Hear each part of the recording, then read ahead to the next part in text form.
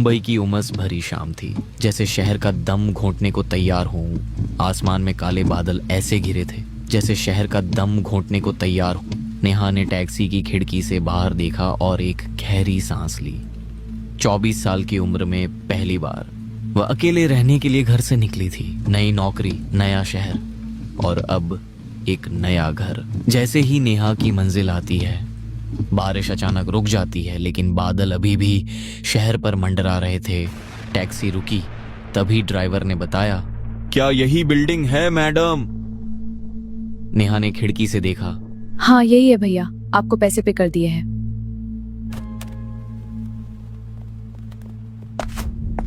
शांति कुंज, 3 मंजिला residential building, बिल्कुल इस शहर जैसी। न ज्यादा नई न ज्यादा पुरानी। नीचे पार्किंग, ऊपर बालकनियां, खिड़कियों में पर्दे, सब कुछ नॉर्मल था।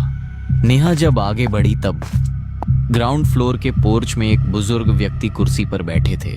सफेद बाल, आंखें बड़ी बड़ी, चेहरे पर एक अजीब सी स्थिर मुस्कान। ये है मिस्टर विनायक, इस बिल्डिंग के मालिक। नेहा को देख विनायक कहता है, आ गई आप? आपका ही इंतजार कर रहा था। मुझे लगा बारिश में फंस गई होंगी। जी थोड़ा ट्रैफिक था, अब मैं थक चुकी हूँ। रूम की चाबी दीजिए। विनायक ने जेब से चाबियों का गुच्छा निकाला। First floor, flat number 102। इस बिल्डिंग में शांति बहुत जरूरी है, कोई शोर शराबा नहीं।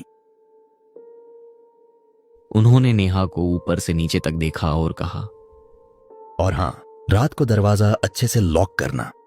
शहर भरोसे के लायक नहीं रहा। नेहा के शरीर में हल्की सी सिहरन दौड़ गई। वो मुस्कुराई, सिर हिलाया और सीढ़ियां चढ़ गई।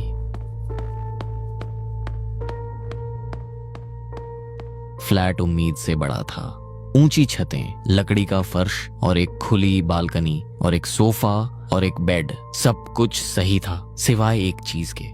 हॉल के कोने में बनी एक पुरानी लकड़ी की अलमारी, दीवार में फिक्स और उस पर लटका एक बड़ा सा ताला। ये अलमारी शायद मकान मालिक का सामान होगा। पहले 2 हफ्ते सब कुछ सामान्य रहा। नेहा सुबह ऑफिस जाती, शाम को लौटती। अकेलापन नया था। एक रात नेहा लैपटॉप पर काम कर रही थी। अचानक उसे लगा जैसे कोई खिड़की के बाहर खड़ा है।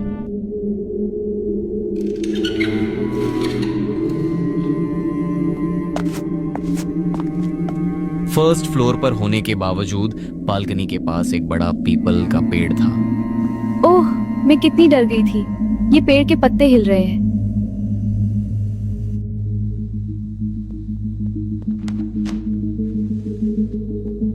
अगले दिन ऑफिस से लौटकर उसे घर की हालत बदली हुई लगी। किताबें जो उसने एक खास तरीके से रखी थी, अब कुछ जमीन पर बिखरी पड़ी थी। उनके पन्ने फटे हुए, जैसे किसी ने गुस्से में चीर डाले हों। कमरे में सन्नाटा था और घर में उसके अलावा कोई नहीं रहता। हेलो विनायक अंकल, क्या आप आज मेरे फ्लैट में आए थे? नहीं बेटा, क्यों, क्या हुआ? फ्लैट में कुछ सामान बिखरा हुआ है, इसीलिए मैंने आपको कॉल किया। अरे अकेलेपन में ऐसा लगता है, डरना मत, मैं हूं ना नीचे। तुम तो मेरी बेटी जैसी हो। बेटी जैसी? फोन कट गया। बेटी जैसी, ये शब्द नेहा को सुकून नहीं दे पाया। नेहा घबराई हुई थी। उसने अपनी दोस्त प्रिया को कॉल किया। हेलो प्रिया, अगर तू फ्री है तो मेरे फ्लैट पर आ सकती है क्या? ठीक है, जल्दी आना। नेहा ने अपनी दोस्त प्रिया को बुलाया। प्रिया बेबाक और निडर थी। दोनों बेड पर बैठे बातें कर रही थी। यार जगह तो शानदार है, इतने कम किराए में ऐसा घर मुंबई में मिलना चमत्कार है। हाँ, पर मुझे यह लैंडलॉर्ड थोड़ा अजीब लगता है। कल जब मैं कूड़ा फेंकने नीचे गई तो मकान मालिक अपनी खिड़की से मुझे घूर रहे थे बिना पलक झपकाए। और आज तो मेरी सारी किताबें किसी ने फाड़ दी।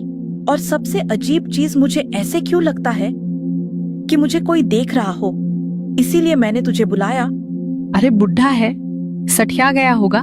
तू ज्यादा सोच रही है और इतने बड़े फ्लैट में रहती है, इसीलिए तुझे ऐसा लग रहा होगा। शायद तुम ठीक कह रही हो। तभी प्रिया की नजर हॉल में बनी उस बंद अलमारी पर पड़ी। नेहा, ये अलमारी, इसमें क्या है? पता नहीं, लॉक है। विनायक अंकल ने कहा था इसे मत छेड़ना। क्यों? अंदर क्या है? प्रिया ने धीरे से अपने बालों में लगी हेयर पिन निकाली। उसकी आंखों में जिज्ञासा चमक रही थी।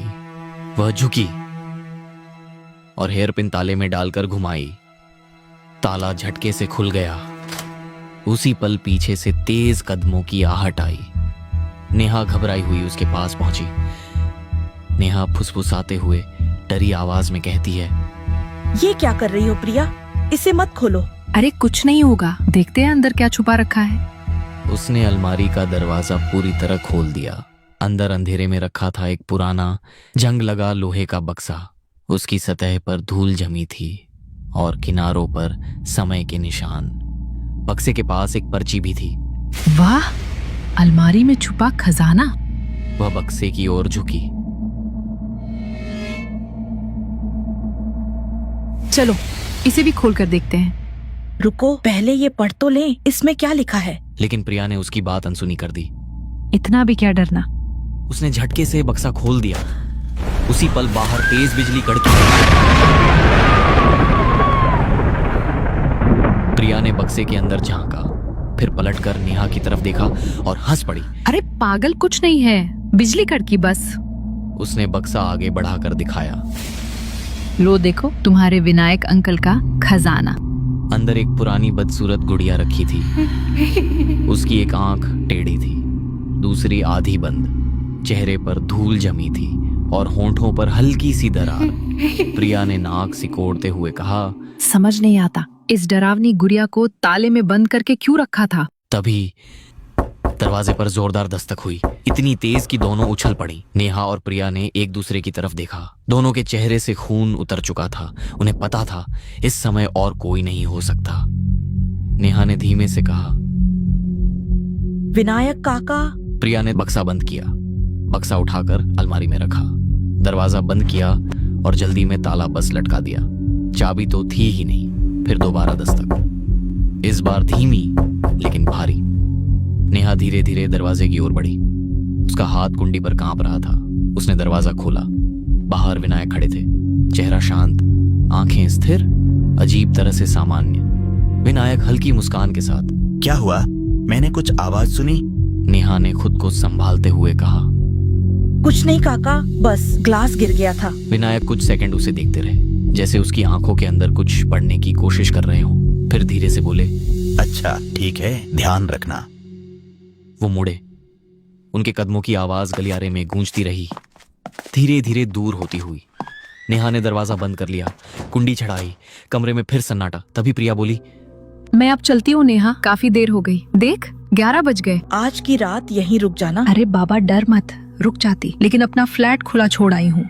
यार पता नहीं क्यों आज बहुत अजीब लग रहा है। प्रिया ने उसका कंधा दबाया। ठीक है, मैं अपने फ्लैट पर जाकर लॉक करके आती हूँ। जल्दी आना। प्रिया कमरे से बाहर चली गई। नेहा ने दरवाजा बंद किया। इस बार 2 बार कुंडी जांची। कमरा शांत था, बहुत ज्यादा शांत। नेहा के हाथ में अभी भी वो पर्ची थी। पर्ची को देख उसकी उंगलियां कांप रही थीं। पर्ची पुरानी थी, किनारे जले हुए से लग रहे थे। नेहा ने गहरी सांस ली और पढ़ना शुरू किया। इस अलमारी को मत खोलना, सच में मत खोलना। हम पहले यहाँ रहते थे।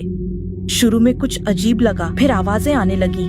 लगा वहम है, लेकिन नहीं था। अलमारी खोलने के बाद सब बदल गया। रात में कोई कमरे में चलता है, सांस लेने की आवाज सुनाई देती है। अगर तुम ये पढ़ रही हो तो सावधान रहना, हो सके तो ये घर छोड़ देना और उस बक्से को मत खोलना, वरना वो जाग जाएगा। नेहा के हाथ से वो पर्ची छूटकर फर्श पर गिर गई। उसके दिमाग में बस आखिरी शब्द गूंज रहे थे, वो जाग जाएगा, वो जाग जाएगा। अचानक कमरे की लाइट अचानक झपझप आई। खिड़की के बाहर पीपल का पेड़ हवा में ऐसे झूम रहा था जैसे कोई पागल झूम रहा हो।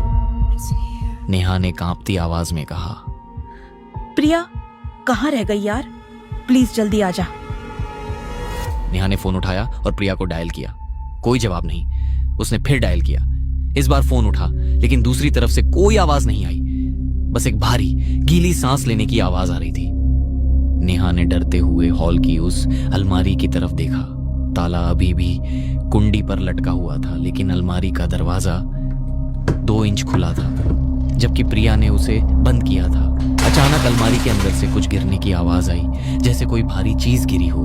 नेहा की नजर फर्श पर गई। वो लोहे का बक्सा अलमारी से बाहर गिरा पड़ा था। उसका ढक्कन खुला था और गुड़िया अंदर नहीं थी।